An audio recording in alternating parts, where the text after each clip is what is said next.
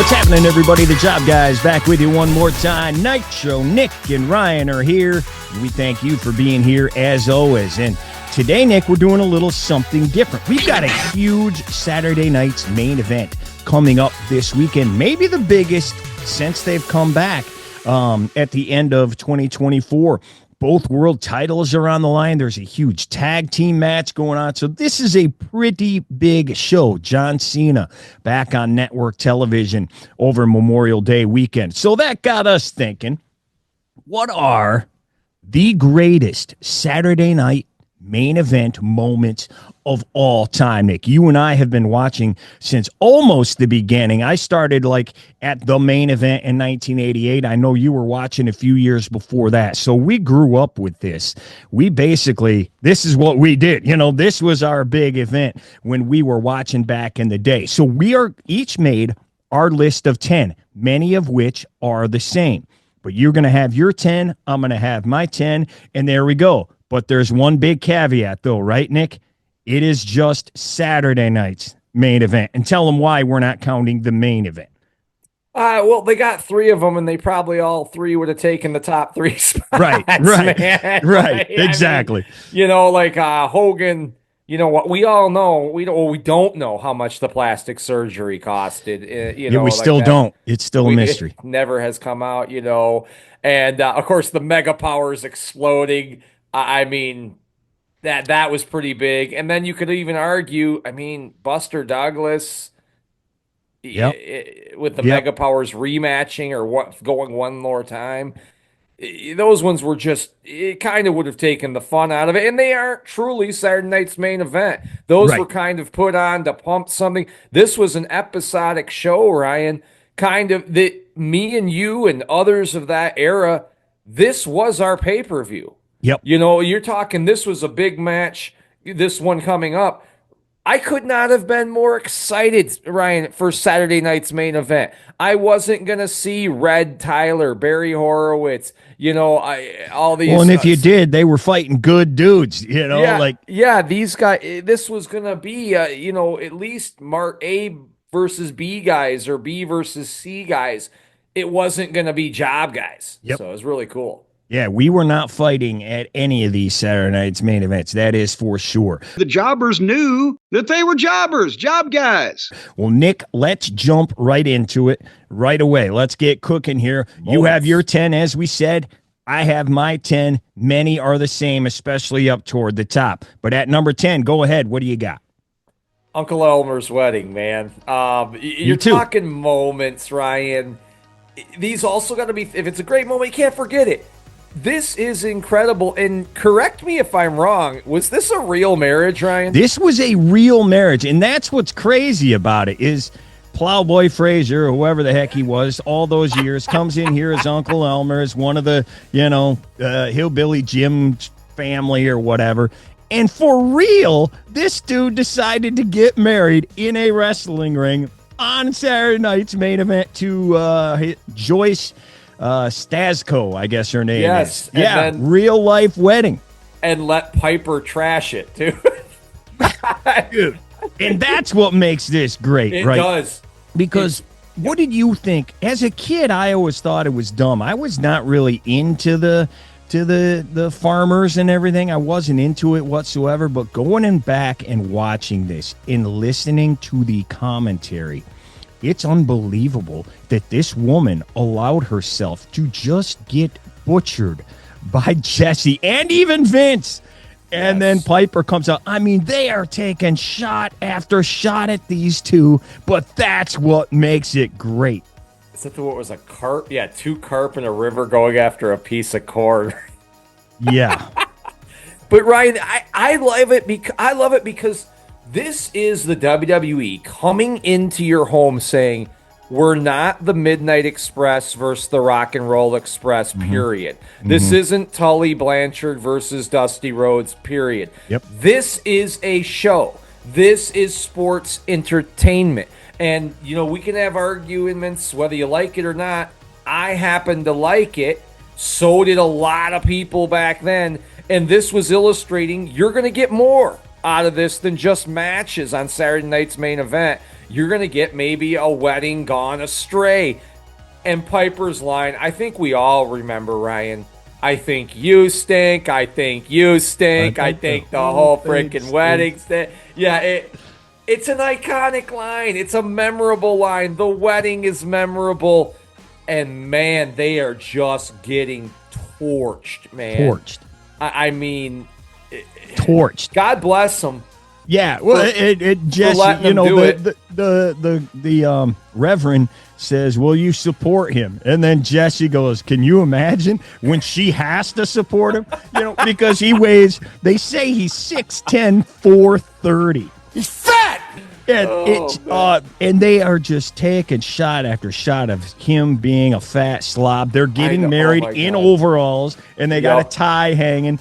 Andre's there, Captain Lou is there. Hillbilly Jim, and Hogan is the usher. Hogan is out there. Yeah, he's the usher, and he gets, when Piper comes down, he gets mad at Piper and everything.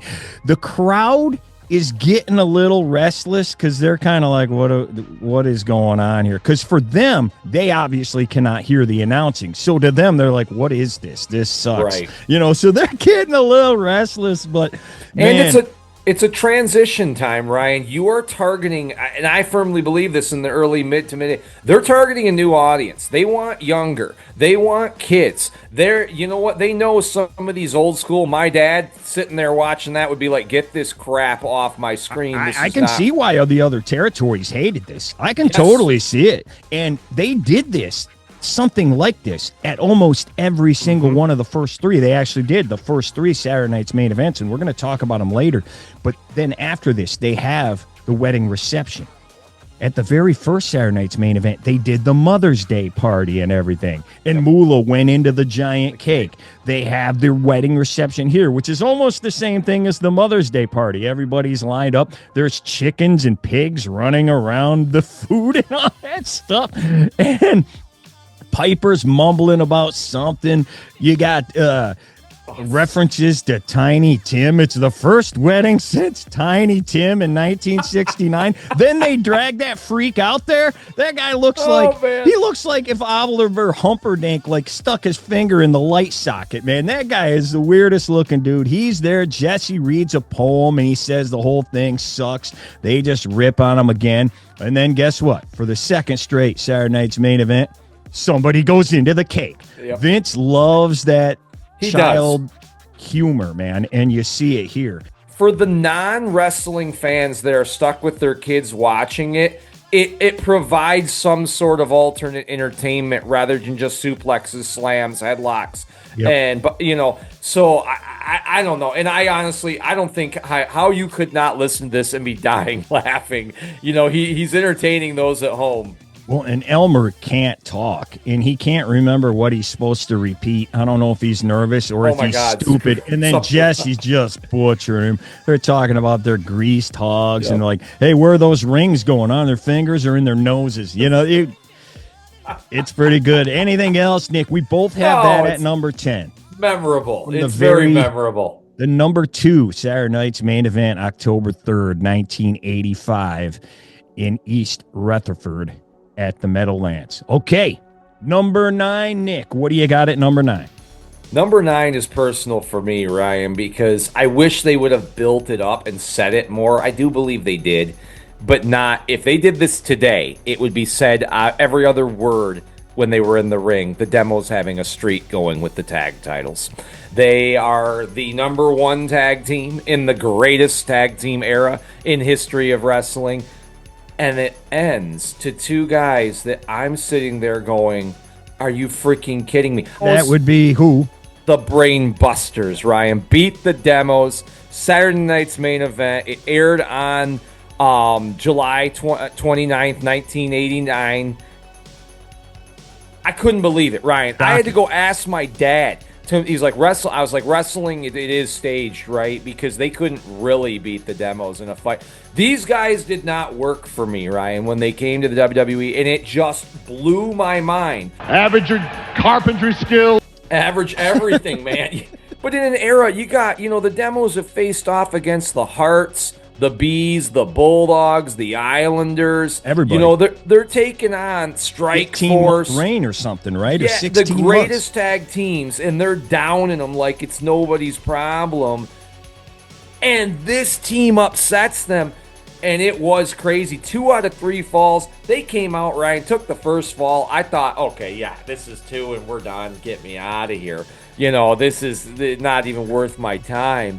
And to me, they just look like regular dudes, man. Like, I'm sorry, the NWA guys did not overwhelmingly work when they came here, or the guys down south. Some of them did, I'm not going to lie, but, you know, Junkyard Dog, maybe a repackaged Ted.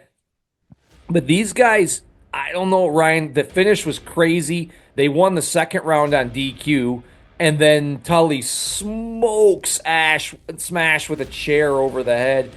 I still couldn't, because I'm like, oh my God, you can see it coming. Hits him with a chair, the ref's not, and you're like, no. And the streak ends, Ryan. I was still shocked watching today. I went back and watched this before we did the show. I'm still going like, I did watch this, right? They did beat the demos, right? I these dudes, like, I'm sorry, they just, you look at the WWE tag division, these guys, I mean, I'd have rather lost to the Conquistadors. I'll take care of horseman business. Well, and dude, you didn't see titles change hand on TV very often. You know, we saw in the main event, Hogan got screwed, but you did not see the belts change very often. It was at WrestleMania or, you know, a house show or something, not on national TV. So it was very shocking. Yeah, that's an honorable mention for me for sure. At number 9, I have, and this is very memorable to me, it's very quick. Not very quick, but effective. 1989, May 27th. It's Hogan against Boss Man in a cage. And before the match, Slick gets on the mic and says, I told you I had a surprise. 6'11", 343. I don't think he weighed that much, brother. But, or was 6'11". But here comes Zeus. And he's got the Z on the side of his head. He's got the Zeus belt. He's got that whatever thing he was wearing on his shoulders. Yeah, he comes out and he's freaking out. So he stands on the ring steps outside of the cage. Hogan comes down and he says, move me. And he kicks Hogan square in the chest because, you know, he's up higher. He's on the steps. Kicks him square in the chest. Hogan goes down. Then Zeus twice with the double sledge or whatever you call it. And then he just leaves. But the whole thing, obviously, No Holds Barred had just come out. Right.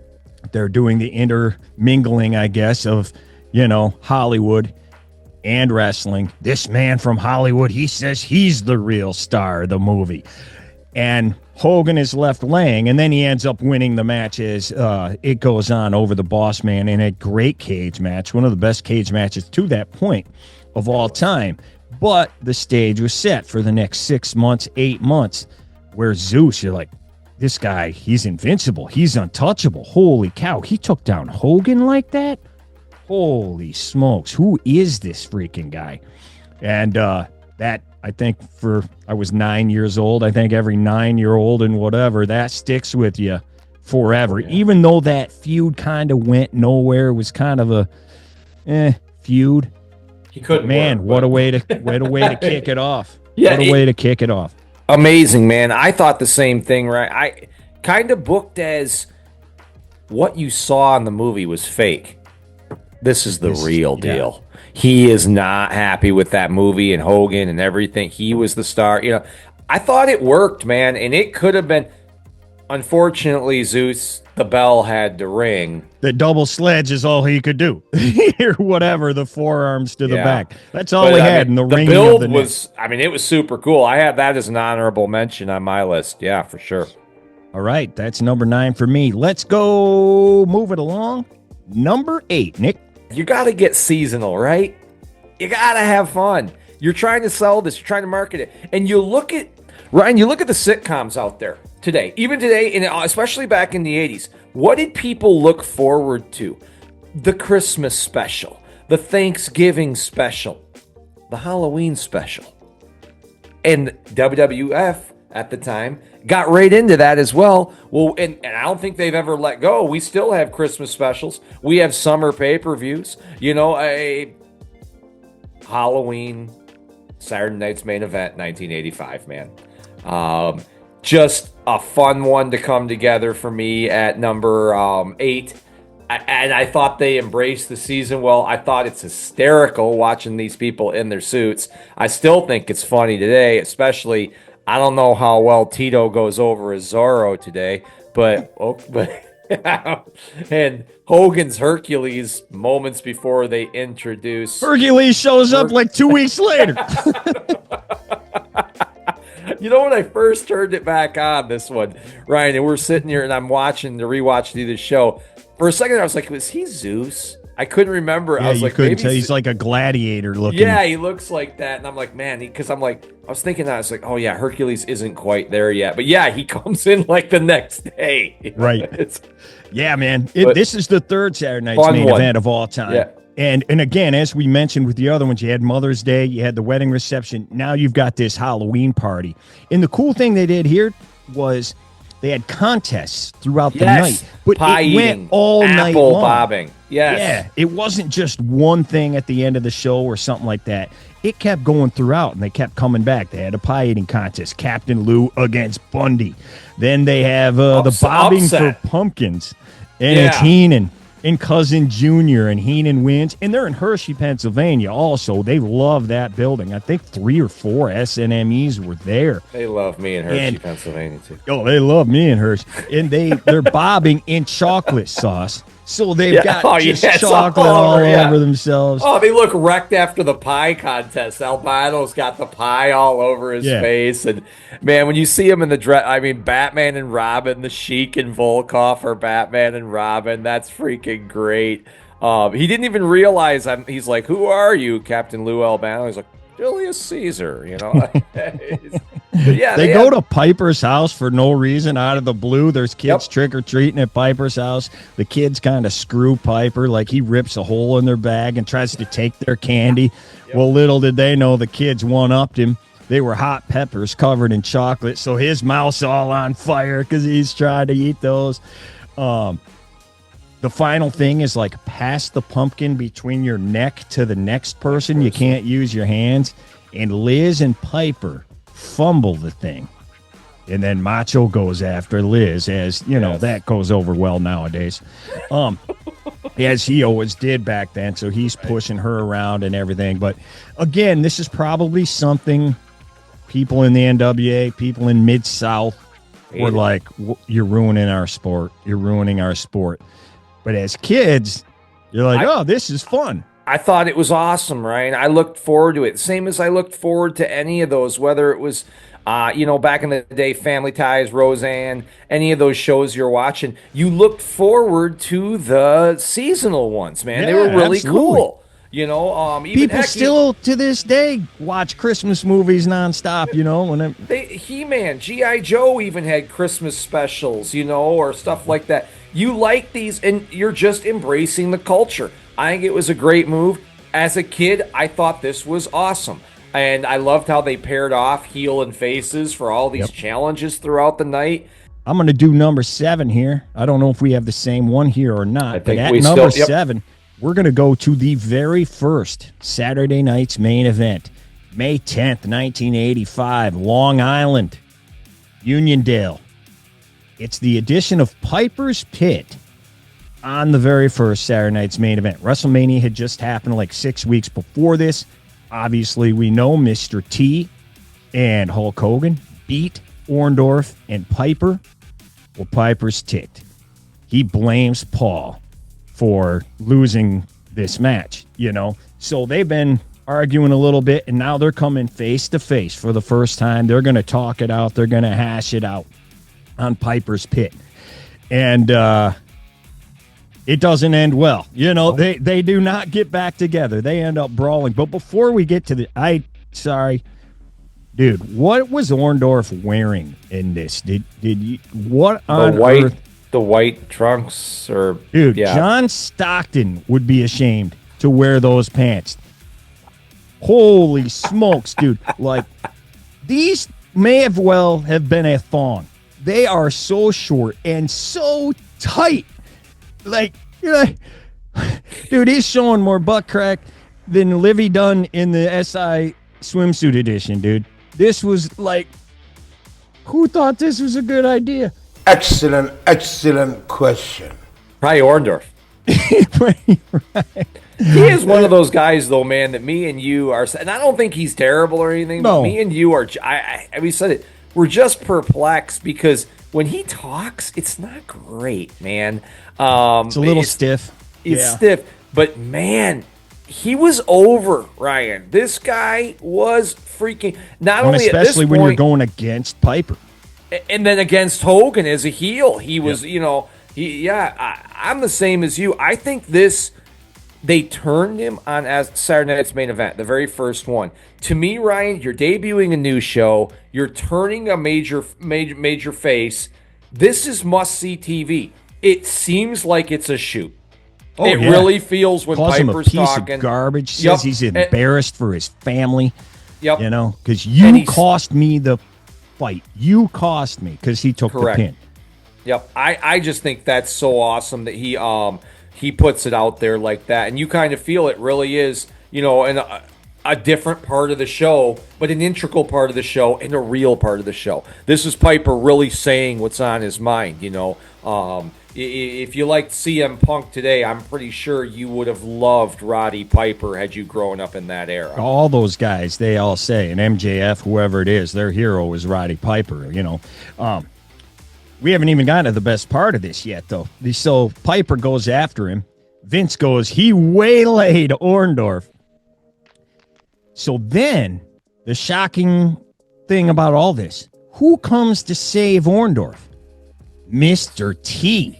Mr. T, the Who's opponent. Over like crazy at this point in time. Yeah, he comes out and he helps Orndorff stave off those guys and gets them out of there. And now, guess what? Now Orndorff is a full-fledged good guy, and he is public enemy number one of Piper and Ace. Cowboy Bob. AC baby. Yeah. Anything else about that one, Nick? No, I just love, and it sets the stage for the most iconic. It's the number one, and it does a good job of delivering. It's the number one first Piper's Pit, which to me is the greatest, most legendary talk show in wrestling history. To this day. Yeah. To this day, they're trying to recreate that with whoever it is, Jericho or Miz or the Australian dude, whatever his name is. Now, and then none of them have been as good as him. Not even in the ballpark. Not even in the ballpark. Yeah, okay, so there we go. We both have the first Saturday Night's Main Event and Piper's Pit at number 7. Nick, what do you have at number 6? Greatest Saturday Night's Main Event moments of all time. Number 6. Hulk Hogan suplexing the Big Boss Man off of the top of the steel cage. We were talking about that all week in school with my friends, man. And again, I was talking with you earlier, Ryan. It wasn't just that it was a suplex from the top of the cage. It was who did it. Yeah, could we see Tito suplexing Macho Man off here? Still would have been incredible watching the two of them do it. But this is two guys who are 300 bills, Ryan. Two guys who are well above 6 foot. And the Boss Man makes his way to the outside, and you think he's getting out after a great cage match. He's halfway down the back of the cage. Hogan runs up, reaches through the bars, grabs the Boss Man, makes him move back up somehow. I worked. And he got him to the top of the cage. Brother. And the suplex. I mean, you would have thought today, like it was the Big Show doing it to Lesnar or something, or vice versa for us, because we had never seen something like that, especially from Hogan. You didn't even really see it, Nick. Really, you mentioned Tito or somebody. You didn't see them do it. No. Like Cowboy Bob Orton's finisher was a superplex. He was like the only guy. I'm sure somebody did it at some point. But you didn't see it at all, let alone two monsters. And when you said Cowboy Bob is suplexing Coco, doing that, he ain't suplexing the Big Boss Man. Right. And it was a thundering hit. I just think it's a memorable moment I will never forget. Yeah, it's just awesome. I loved it, man. It's probably like it's a superplex, okay? And back then, again, you didn't see those. It probably looks a little better than it actually was because of the cage, because Hogan is standing on the top rope, and he just flips him over. So if he does a normal superplex, he's going to be the same height. But because that cage is there, it makes it seem like he flipped him off the top of the cage, so it makes it even higher. But yeah, and then they both sell it. They both just lay there for a couple of minutes, and the referee doesn't know what to do because it's a cage match. And he's like, do I double count them? I don't know what to do. They both sell that thing. Nowadays, dudes fly off a top rope. They'd get up 1 second later. They wouldn't even lay there for 3 seconds. Then 1 second, they would get back up. So they made it seem like a huge deal. The announcers say, I think they're both knocked out. They sell the ever-living crap out of it. And then Hogan finally does win the match after he handcuffs Boss Man to the thing. Half of this show, Ryan, I shouldn't say half, I don't know how much. A percentage is like a magic show. It's like putting that kid. Yeah, it is the same suplex. It didn't seem that way. No. I didn't feel it that way. Nope. In my head, they were both standing on the top of the cage, and they fell from the top of the arena. You know, it's the way. It's the same thing when Scott Hall comes in. I've got a rubber bat. You've got a metal bat. You hit the stairs. I hit the guy. Yep. It's illusion, man. And it worked. And the selling, Ryan, like you said, is one of the most important things. You don't just pop right back up from something. Well, you do today, but you don't just pop up from something that. And the last thing, I don't care what anybody says. I know, like traditionalists or whatever. The big blue cage is a million times better than a fence. You can see. You can freaking see the match. I'm not looking. Which is why they did it. But yeah. Yes. But they're metal bars. Like. Yes. I've run into a fence before. It has give to it and whatever. Yeah. Now, you rub somebody's face into it, obviously that might hurt. But these are metal bars, dude. Blue cage is way better. You can do more with it. It looks cooler when you climb it. You can use it to me as a weapon more. Pull the guy's arm, and just, I don't know. You can get involved from the outside if you need a little interference or something. I think it adds, I'm with you. It adds so much more of an element to it. Million times better. That is number 6. We both also have that. Hulk superplexing the Boss Man off of the cage. 1989 in May. All right. Number 5, Nick, one of our favorites of all time, and it was something we had never seen really before. Mr. Perfect smashes Hulk Hogan's world title. They come back from commercial. This is November 25th, 1989. The Genius had just beaten Hogan by a count out, which was shocking as could be. I was already upset. And then they steal the belt. They're in the back. Mean Gene's there. And this is the first time I believe we've heard it. And they see it over and over again. Desecrating, as we came to make fun of in WCW. We got a buddy who loves when belts get desecrated. They must have said that about 15 times during this show, but he's got a hammer, and he's just smashing the belt. And you're like, oh, my gosh, what in the world is this? Now, they had done something similar to this in 85 when Greg Valentine lost the IC belt to Tito. Valentine, ripped the gold off of the leather. And that's where we got this IC belt right here. After that, his new belt.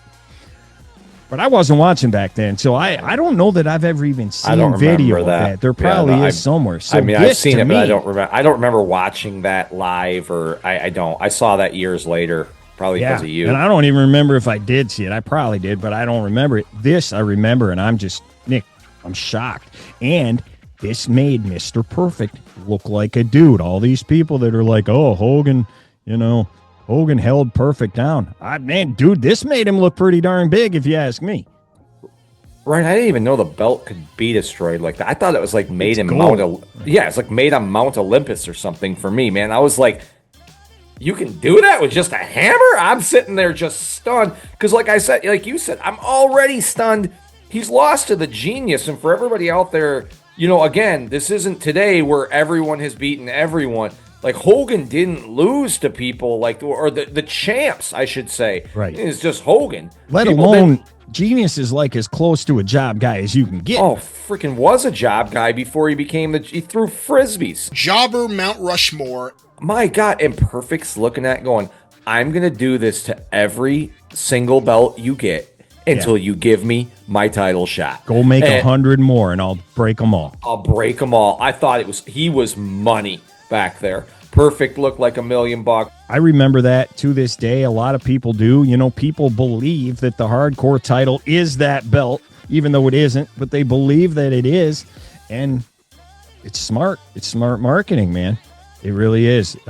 Something I will never forget. And that was really when I started liking Mr. Perfect, like big time, you know. That's really when it first started kicking in. That fall to winter of 89, he goes up a level.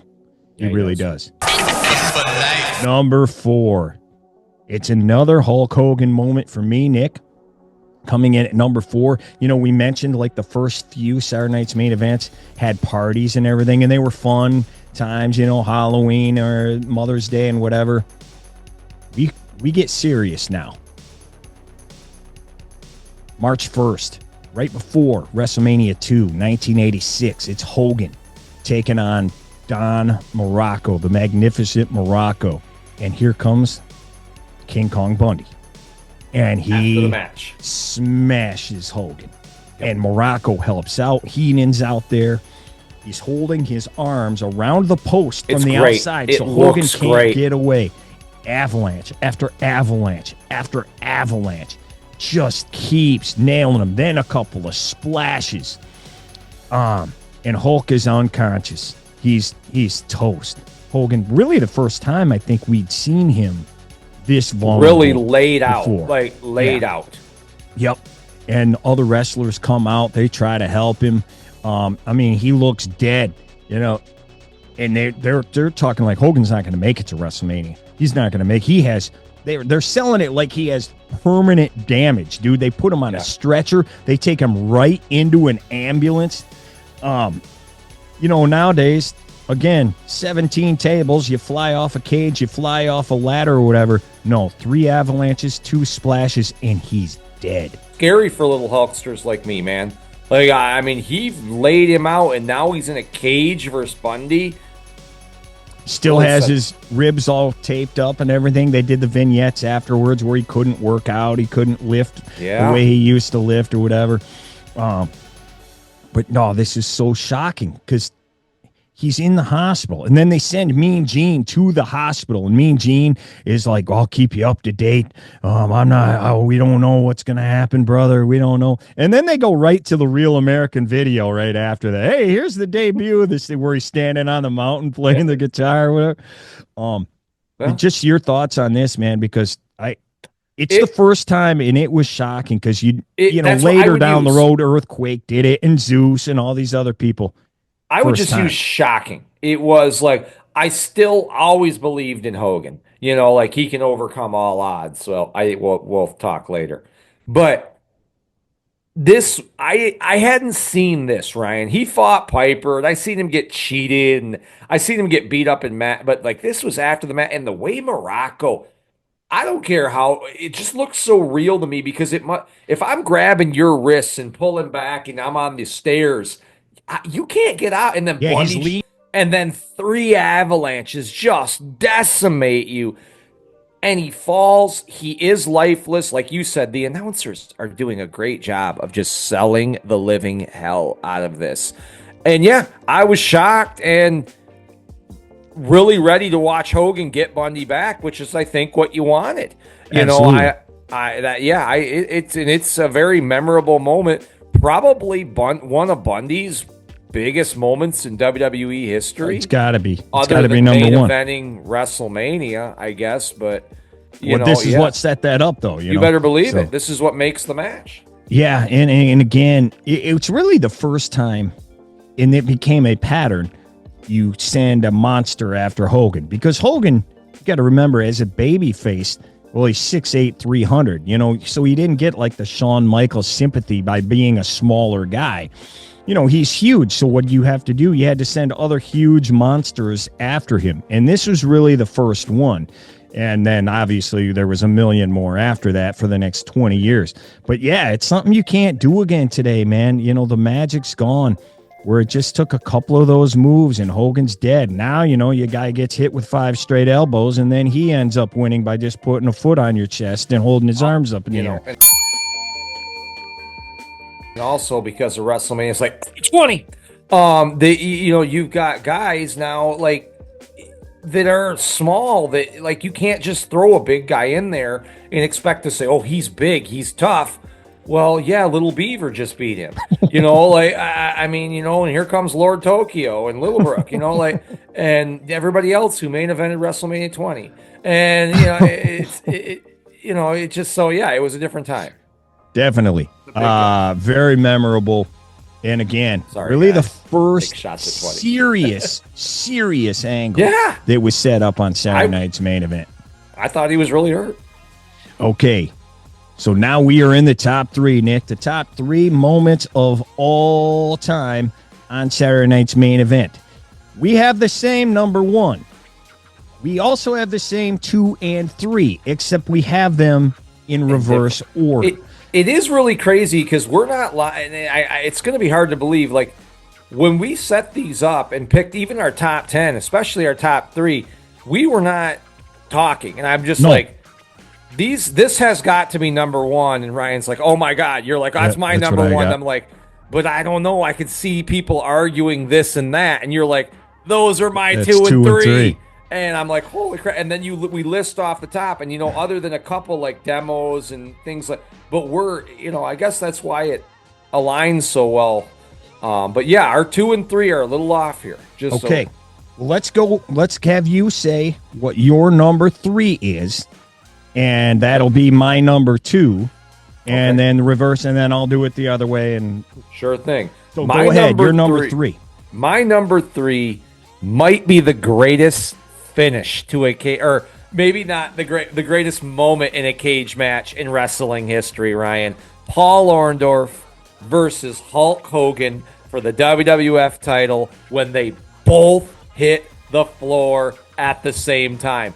Ryan, I don't know how on God's green earth, because as much as credit as I give Bret Hart and Lex Luger, they went out together on the same side of the ring working together. These two dudes are exiting on opposite sides of the ring in an era where we don't have retakes. This is all, I mean, this is happening, you know, and it worked. I don't know how.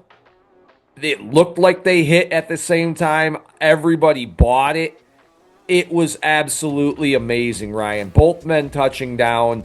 And then they have to restart the match where Hogan wins. But, man, this is definitely can't miss TV. This was an incredible tie. Both feet. And Jesse going insane, talking about the senior official. Orndorff should be the winner. And, Ryan, I'm not sure, as a little kid, I'm not sure. Like, you're sitting there going, holy crap, he could have. It was so close. You're like, if they told me Orndorff won, I've been like, okay, you know. The production of WWE and NBC, obviously, Dick Eppersol and everybody helping out with this, but just the production to get that where they both hit at the same time. They had the numbers on the bottom of the screen so you could see the frames, you know, when they touched down at the same time and everything. Just to do all that, to go to that extent, was incredible. And yeah, you had 2 referees. Joey Morella said Hogan won, and then that crooked referee, Danny Davis, says that Orndorff won. They restart the match, and then, yes, Hogan does end up winning it. But this was big regardless, Nick, because they were selling this, and it might be true. I have no idea. Like, this is the first cage match on national television, like, ever. And this was the culmination. This was the blow-off of the feud of the year.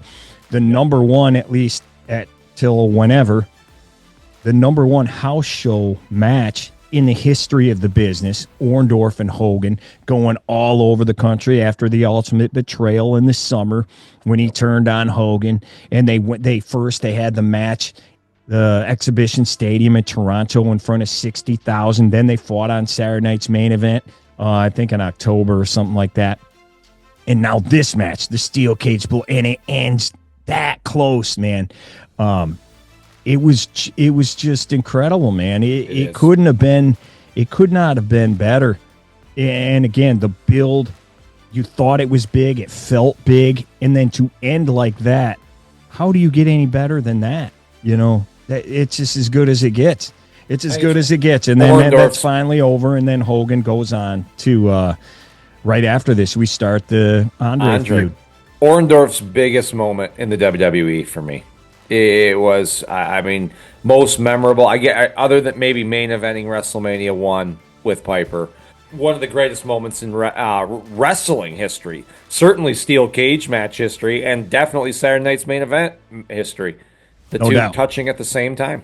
No doubt. Orndorff. So that is your number 3 greatest moment of all time. That's my number 2 greatest moment. Just the opposite right here. This is my 3rd moment and your 2nd.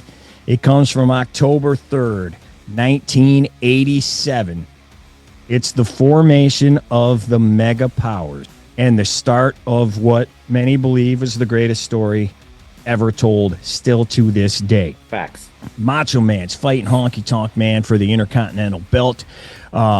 He hits the elbow. The Hart Foundation comes in. They attack Macho Man. And this is that classic shot that you see all the time. The Harts are holding Macho up by the arm, and he's got the guitar, and he's going to nail him with the guitar. Liz gets in the way. He tells her to leave. He fires her to the ground right in front of Macho, who's still held up. Fires her down. She runs away.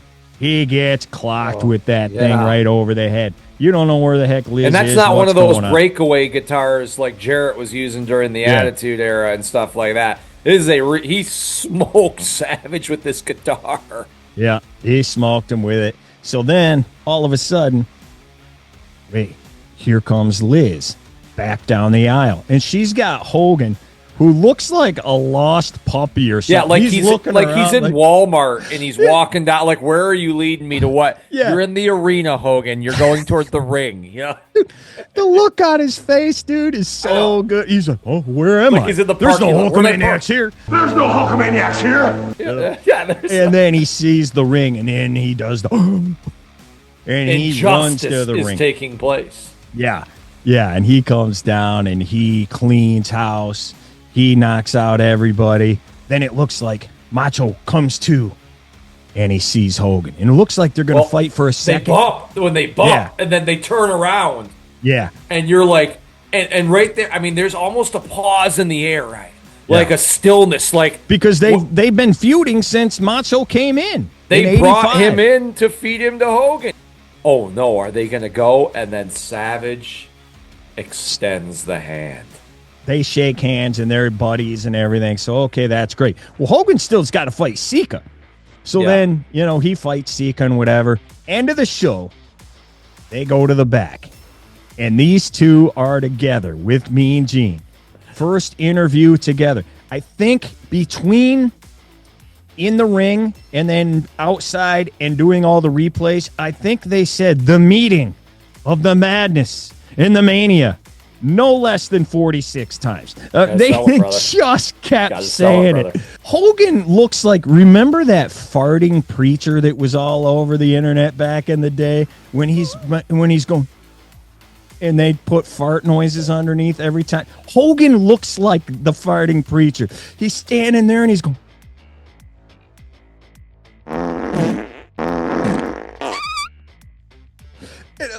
I'm like, somebody and needs... he's guiding his hand with the other end. And he doesn't know. They've already shaken hands. But he's like pretending, I don't know if we can do it, brother. You already did it. And now they're both doing it. And they're just... Why? Have you ever heard why they did that? I've never looked for it. I've always thought it was hysterical. I thought it was cool as a kid.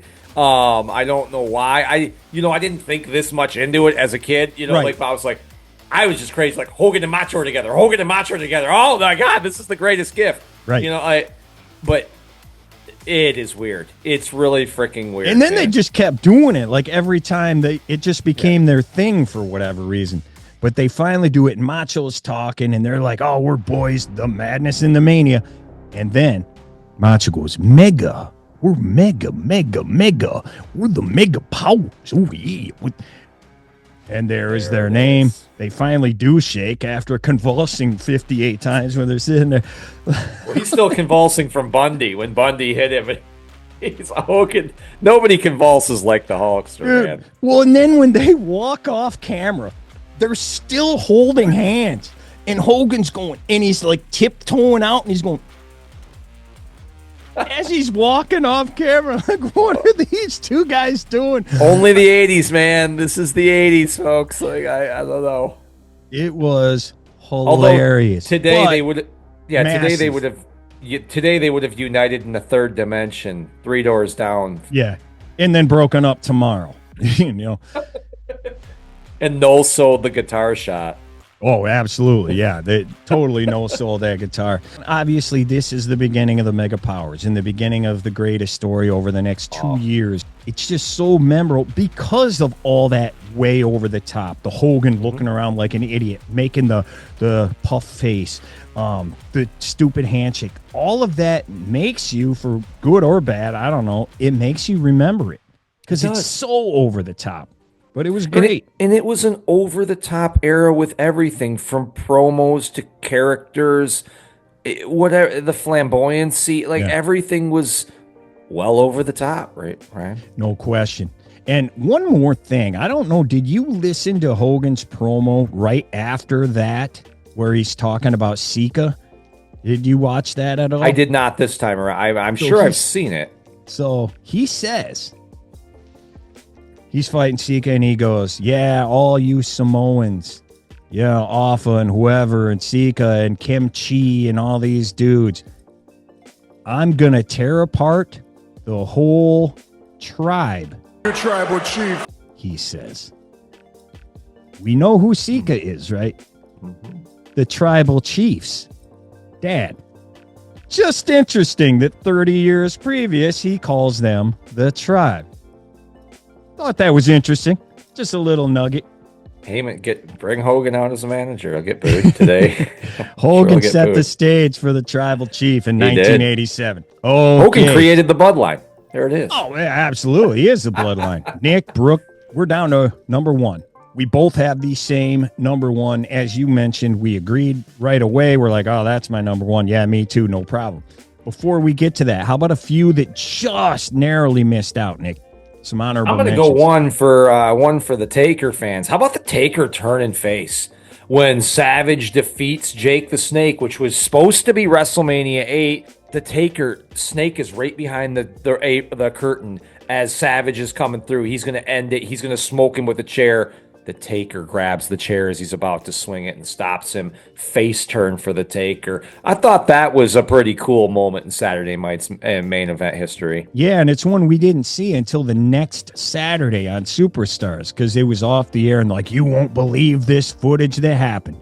Right. And it's 1992. It's one of the Fox shows. It's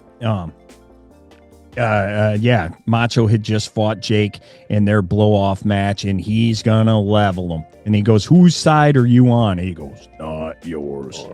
So then they end up fighting at WrestleMania 8. Yeah, that was good. When you got any other ones, man? I know the Genius you were thinking about. Oh, man. Yeah, that could have been I think the belt trumped it, though, Ryan. That's kind of the way. But, yeah, the Genius beating Hogan. How about the DDT, Ryan?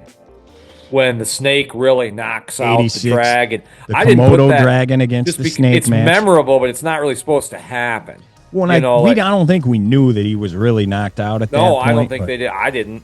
How about Warrior beating Super Ninja? That was up there, wasn't it? I don't know. We didn't do one yet, Ryan. Yeah, well, that's true. That could be number one. Who was Super Ninja? I can't remember. I used to know. I can't remember who it is. I could look it up. There's another one with Hogan getting beaten down right before the very first main event. Hogan fights Bundy for like the 18th time. He beats Bundy, tells Andre to get in the ring. Andre pretends he's leaving, comes from behind, and then just keeps headbutting and choking Hogan. And he's like ragdolling him. And I'll tell you what, Andre was always a weird-looking dude. I don't think he looked like the Emperor or something when he's like spitting all over the place. His eyes are bugging out of his head. His crazy looking teeth you can see, and he's just ripping Hogan apart. Like, to me, that as a kid, I'm like, holy cow, this guy's a maniac. He looked like a freak. That's one I remember for sure. Yeah. Any other ones, Nick, before we Sid turning on Hogan was a big moment too. Yeah. Although we that's that same show as the Macho Man. Jake. Yeah, Jake? That's another good one. Sid leaves the Shut up! I'll smack your face, Sid says to a fan as he's walking. And we've heard that a few times. Just a couple. Just a couple. All right, well, then there was one, Nick. And again, we both have it, and it took us 0.0 seconds to realize that, to us, this is the greatest moment in Saturday Night's main event history. Go ahead, Nick. What do you got? Hogan has defeated a lot of guys, Ryan, big dudes. Like, he's defeated, we talked about that, Bundy, Kamala, Big John Studd, muscle-bound dude, Orndorff, the brawler, Piper. I never feared. Not one time. Even when I talked to you, it shocked me with Bundy. Not scared me. This one scared me. Andre the Giant eliminates Hulk Hogan from the Battle Royal. And it is that, Ryan, because even when he ripped the shirt and the cross off, okay, it's on. You want some of this, Andre? You're going to get my boy Hulk now. Hulk's beat everybody. This is no problem. Okay, Battle Royal. They're going to lock hands. Everybody's in there. They come together. Hogan, 1, 2. Andre is dazed. Hell yes. I told you this is done. You're not in his league, Andre. They come back together, Ryan. Hogan eliminates or is on the ropes with someone. Andre grabs him after he has murdered Lanny Poffo, who is just bloody with a headbutt, laying on the outside, covered in a pool. Like, we didn't see this. You didn't see that back then. Stretchered out of the arena. Andre grabs Hogan, headbutt, and just throws him like you're throwing a bale of hay into the truck. I'm sitting there, and then Jesse said it was easy. Like, it was not. It was easy. And does it easily, like it was nothing. McMahon. Ryan, I missed Andre's elimination because I ran out of the room. I'm not kidding. You all can make fun of me. I was freaking terrified, man. He's in Detroit. He could make his way up I-75 and come to Flushing right now. What's next? I was running my mouth, dude. Oh my God, I could be next on the hit list. It was that moment where that match became real to me, Ryan. It's still real to me. Like, this dude is a serious threat to Hulk Hogan's title. And Ryan, I don't think, at this point, it's starting to go, I don't know that he can beat him. He's never been beaten. I know. I didn't have all the tapes, Ryan. I wasn't tape trading in the 80s. And did it easily. And he said, "You're nothing, Hogan. You finally met your match." You're nothing champion, he calls it. Okay. You finally met your match. And Andre, too, after he does it, he throws Hogan. Hogan takes a sweet bump. Like, he goes over the rope, and then he, like, flat backs on the apron, you know? Like, and Andre. So he hits it, and then it looks like over. he trucked him out. Yeah. And then Andre goes, and that's when he was like, easily, like it was nothing. And again, this is like 2 weeks before WrestleMania 3. This is March 14th. 13 days before Mania. And they're at Joe Louis Arena then, sold out and whatever. And yeah, you did. You were like, I don't know if Hogan can beat him, because it was nothing. And they put him over so much, and it took 10 dudes to eliminate Andre. You know how they always gang up on him. It's an incredible setup. It's an incredible, and again, the Poffo thing, you can't say enough about that. He headbutts him and launches him out of the ring, and Leaping Lanny's laying there. And, you know, they did show blood and things, but like not on national TV, they didn't. And they keep cutting back to him. He's laying there rolling around on the ground, blood all over his face. Then they get a stretcher. They zoom in on his head. Then they show like the EMTs running out of there with the stretcher, and they zoom in on his head. And we did not see this all the time. Keep that in mind. This never happened. You're like, wow, he may have just killed Leaf and Lanny. And then 10 seconds later, Hogan's out. Can't do that anymore today. And that's what made it special. It was more of... Yeah. It was the illusion. It was like watching Halloween. You don't see Michael Myers the entire movie killing people till the end. It's just you're like it's just like the thriller part of it. Yeah, like, suspense. It's your imagination. Yeah. What's he gonna do when it's just those two in the ring? What is he gonna do to Hogan? Oh my gosh. Look what he did to Lanny. Oh my gosh. Now what's he gonna do to Hogan? And we had never seen Hogan handled like that. Like, he'd been jumped by Bundy, but that was Bundy, Stud, and Bobby. I mean, right. Bundy, Morocco, and Bobby. Right. You know, this and he was just straight up. This was not from behind. This was like, no, he just... And again, Jesse, so crucial. Nothing. Yeah. Yeah, and especially go back and watch Super Ninja. Rip Oliver is who Super Ninja was. Dude, was that like the Warriors' first title defense or something? It might have been. Like, it might have been. Like, now, how Ninja even got a title shot, I have no idea. And how did he get super? Yeah, I mean, he's not just a ninja. He's not just the ninja. He's not quite the super duper ninja. No, but he's super. He is super. That's pretty good. I'm turning that on. That's pretty good. Yeah, go check that one out if you got a few extra minutes out there. It's a main event anywhere around the country. You better believe it. Appreciate it. Appreciate all you guys making it me. through. Yeah, please hit like. Please hit subscribe. Tell us what your best moments are. Did we leave any out? Crazy. Yeah, did we leave any out? And maybe give us what your top ones are in the comments below. We would appreciate that. And we will be back. We'll have a review of Saturday night's main event coming up this weekend. So we'll see you then. Till next time. Job guys out. You smell something, it's us, because we're the stuff.